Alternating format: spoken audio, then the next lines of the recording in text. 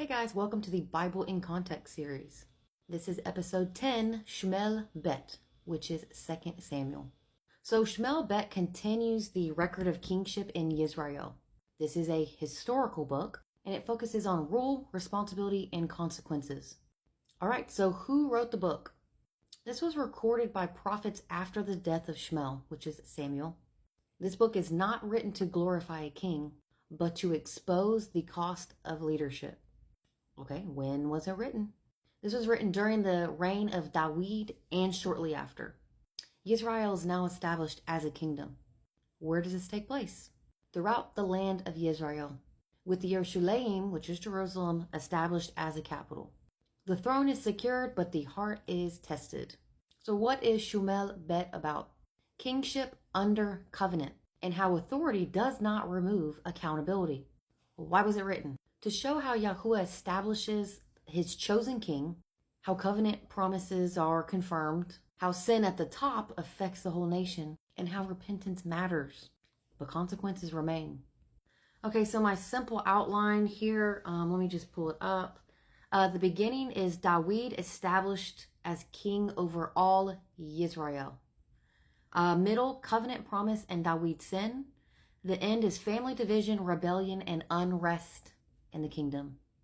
The key events. So the key events is going to be Dawid crowned king over all Israel. Yerushalayim is established as the royal city. The covenant promise to Dawid. Dawid's sin with Bathsheba. That was a doozy. The death of the child. That was also a doozy. Family rebellion and the uprising of Absalom. So the key verses that I personally picked. So Shemu'el Bet, chapter 7, verses 12 and 13. It says, when your days are filled and you rest with your fathers, I shall raise up your seed after you, who comes from your inward parts and shall establish his reign. He does build a house for my name, and I shall establish the throne of his reign forever. So this establishes the covenant promise that is tied to Dawid's line. The next one is Shemu'el Bet, chapter 12, verses 13 and 14. Okay, it says, and Dawid said to Nathan, I have sinned against Yahuah. And Nathan said to Dawid, also Yahuah has put away your sin, you shall not die.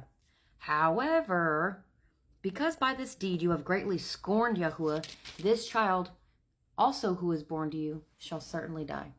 So this shows that forgiveness does not erase consequences. Next one is Shemu'el Bet 24:24. And it says, and the sovereign said to Araunah, no, let me buy it from you for a price, for certain. I am not offering as sinning offerings to Yahuah my Elohim without cost. So Dawid bought the threshing floor and the cattle for 50 shekels of silver. This shows that true repentance carries a cost. And that is my Bible in context for Shemu'el Bet, or 2 Samuel. Next is Melachim Aleph, which is 1 Kings. Stay tuned.